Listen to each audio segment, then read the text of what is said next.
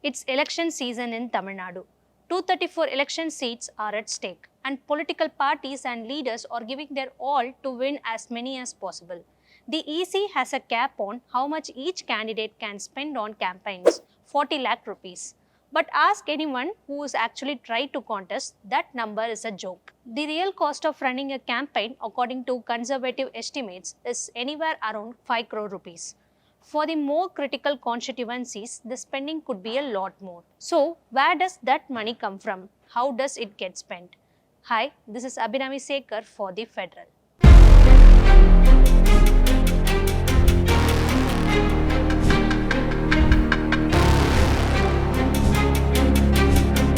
Actor Vijay's party, Tamizhaga Vetri Kazhagam, is preparing for its first election.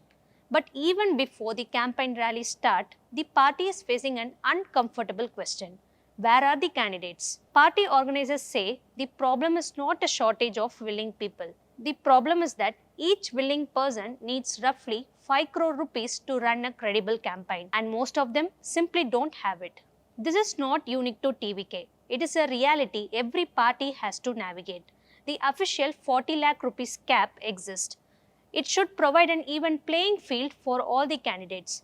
But the gap between what the rule book says and what actually wins an election has made contesting politics increasingly a game for the wealthy or those who can tap such funds from others. Now, here is where it gets complex. Candidates have a spending cap, parties don't. That one legal gap changes everything. So, where do parties get their money? Largely from corporates. In the financial year 2024 to 25, the first full year after electoral bonds were banned, the ruling BJP received over 6,000 crore rupees in donations according to available reports. The Congress received 522 crore rupees, these reports indicate.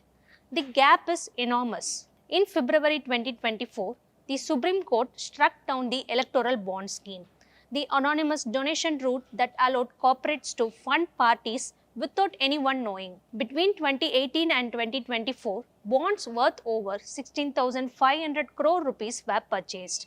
The BJP alone received over 8,200 crore rupees through bonds. The Supreme Court said electoral bonds violated citizens' right to know, and that should have been the end of it. But corporate money didn't just disappear, it found another way in.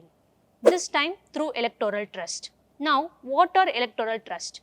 These are non-profit entities that receive voluntary contributions from companies and individuals and distribute at least 95% of them to registered political parties.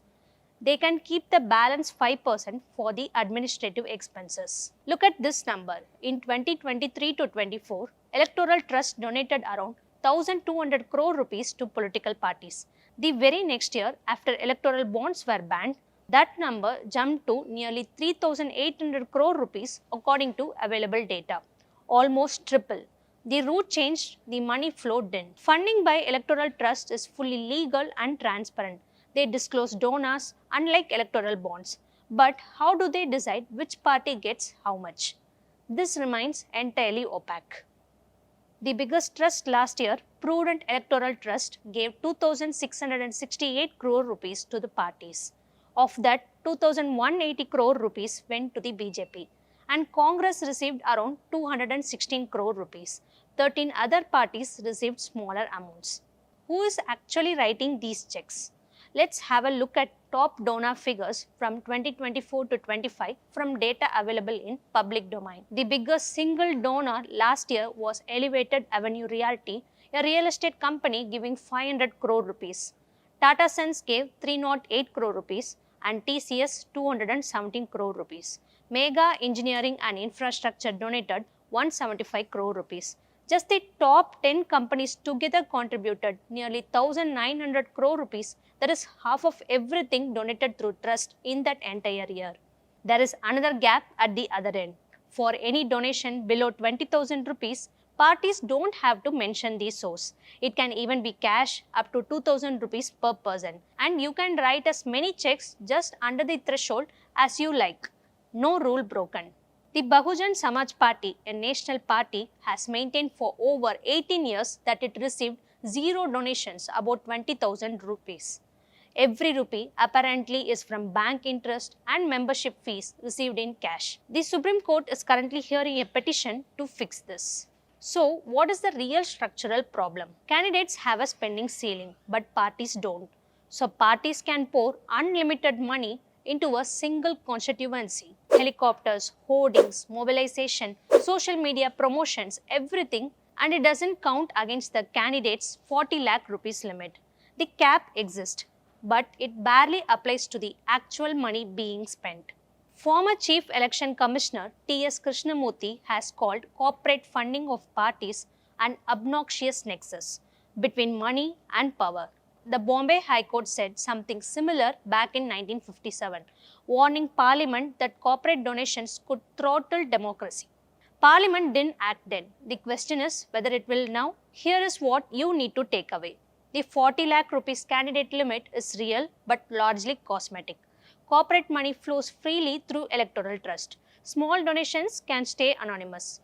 And there is no ceiling on what a party can spend on a candidate who technically has won. The 2026 Tamil Nadu election will be expensive, and the candidate who can't raise the required funds, however qualified, is up against huge odds. It's a systemic flaw our democracy is yet to fix.